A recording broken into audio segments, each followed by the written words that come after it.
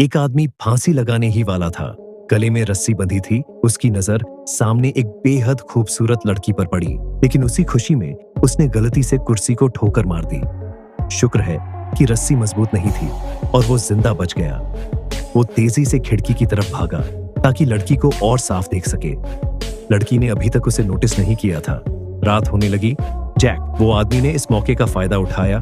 एक अच्छा सा शावर लिया, खुद को ग्रूम किया। अगली सुबह वो बालकनी में गया लड़की को ग्रीट करने के लिए। लड़की भी उसे देखकर उतनी ही एक्साइटेड लगी, लेकिन नीचे सड़कों पर ज़ॉम्बीज़ घूम रहे थे, इसलिए वो आवाज नहीं कर सकते थे। उन्होंने एक दूसरे से लिखे हुए नोट्स के जरिए बात करनी शुरू की। जब जैक को पता चला कि लड़की की सप्लाईज खत्म हो रही है, उसने एक रस्सी उसकी तरफ फेंकी और दोनों ने उसी के जरिए पानी की बोतलें और जरूरी सामान एक्सचेंज करना शुरू किया। सब कुछ ठीक चल रहा था, लेकिन तभी एक ज़ॉम्बी ने उन्हें देख लिया और लड़की की बिल्डिंग की तरफ चढ़ने लगा। जैक ने तुरंत एक बोतल उठाई और ज़ॉम्बी पर फेंकी, जिससे वो गिर पड़ा।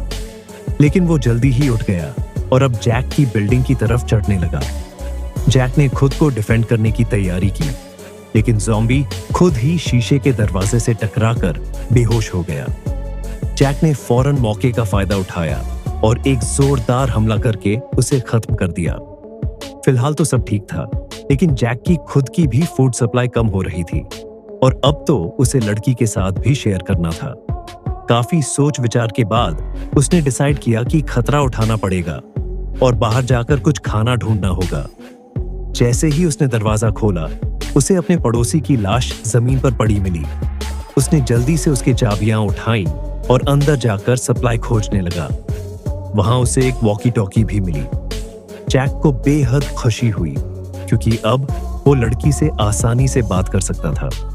रात के अंधेरे में उसने एक मेकशिफ्ट रस्सी बनाई, नीचे उतरा और वॉकी टॉकी लड़की की बालकनी तक फेंक दी।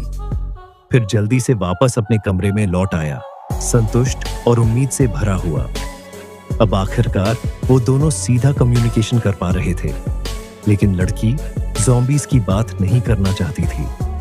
वो बस उस पल को जीना चाहती थी। उन्होंने अपनी जिंदगियों के बारे में बातें की, अंदर की बातें शेयर की, और एक पल के लिए तो ऐसा लगा जैसे बाहर की दुनिया की तबाही का कोई असर ही नहीं है। लेकिन जैक जानता था कि सिर्फ इमोशनल कनेक्शन से पेट नहीं भरता, उसे खाना ढूंढना ही पड़ेगा। उसने एक प्लान बनाया, वेंटिलेशन शाफ्ट के जरिए पड़ोसी के घर में घुसने का।